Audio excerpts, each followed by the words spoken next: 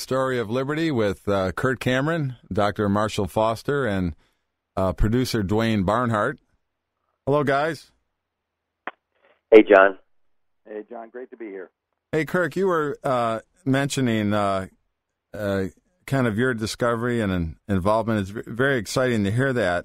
And, you know, it's interesting in how just a few years, it seems like the questions on most minds were, you know, the war and terrorism.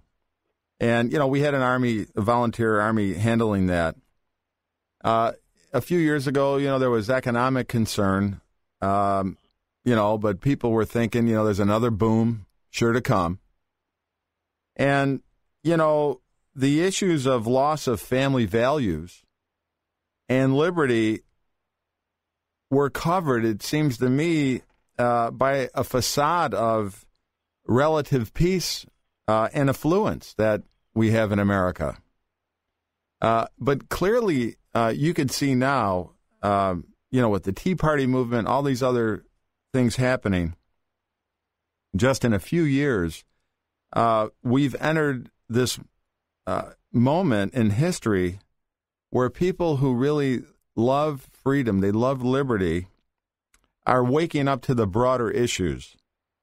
And, you know, we talk to people, I'm sure you do too, you hear it all the time, you know, is our civilization really kind of crumbling right before our eyes now? And what's our children's future? And I know that's a big concern of yours, Kirk, and probably one of the main reasons you're doing this film. And so what are your feelings on that? Well, I think everything you're saying it's true. I am concerned about the future. I love my kids. That's why I'm concerned about the future. I want them to grow up in a great place. And I think that our forefathers, they spent drops of blood in order to purchase freedom, religious freedom, freedom of speech, the ability to have private property, to have your own business, civil freedom, and economic freedom. I just never really knew that there was a battle plan for this. There's a playbook that instructs nations on how to be free and how to not be under the rule of tyrants that oppress and enslave their people. I don't want my kids to turn into slaves.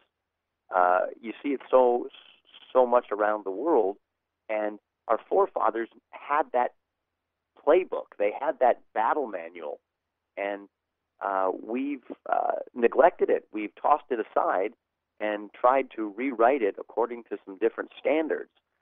So I think it's very, very exciting for a team of guys to get together and seize this moment to show our country and the rest of the world the solution and the answer to freedom, victory, and be able to restore what America once was and preserve it into the future for the sake of our kids and the rest of the world. So it's a huge job that we've got ahead of us, and we're very excited to be on the winning team and to be able to be a small part of blazing a trail.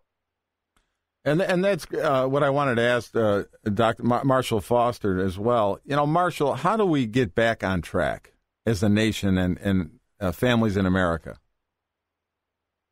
Well, that's the question that's beginning to be asked.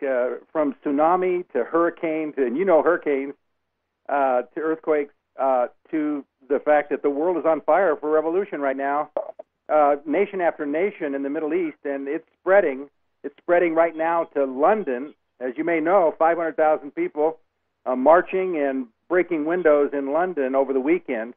It's now beginning to spread to Los Angeles, as I understand it. There'll be riots potentially in the streets of America in the coming weeks and months as this spirit of revolution, this spirit of I want it better, I want to do something is spreading all over the world. Well, that's the history of nations, John. That's the thing. That's the reason that we're doing, I believe, the Story of Liberty as a radio show, because people want to be free. You know the old song, people want to be free, you know? Well, that's true. From the time of ancient Rome, and don't you think those guys pulling those 20,000-pound stones to build a pyramid in Egypt wanted to be free 4,000 years ago. Everybody wants to be free. Spartacus wanted to be free, and he led 200,000 gladiators against the Roman Empire. He wanted to be free. I'm sure the people under the Viking rules wanted to be free, and the Aztecs who were having their hearts cut out by their priests, I'm sure they wanted to be free. Everyone wants to be free, but the question is, how do you bring lasting liberty? And that's the thing that no other religion, no other nation in the history of the world has been able to solve that problem. And this is where we come to the story of liberty in America, and to realize that it's not America itself as a piece of land, and it's not the American people because they're better than everyone else, because they're not, but that by divine providence there were a series of suffering, believing, intelligent saints who took a book over a period of hundreds of years and reasoned from that book, the Bible, especially in the 16th century when it was unleashed into the hands of the individual for the first time, because before that it was in Latin and no one could understand it. When it was in the English language in England and in Scotland, what happened is they began to read it and they began to understand the principles of equal rights, the principles that all men are under the law, including the king. And as a result of understanding these principles, they developed a biblical strategy, a lasting strategy that could bring about liberty, not only internal liberty, which comes only through Christ and his salvation, but external liberty based upon that internal liberty. And that is the wonder of the world. And when you think about it, just what Kirk was saying is that this has been covered up with the materialism, covered up with growing pains, covered up with lots of programs, and lots of things. And, right. And America's enjoyed its prosperity, but in reality, we have not.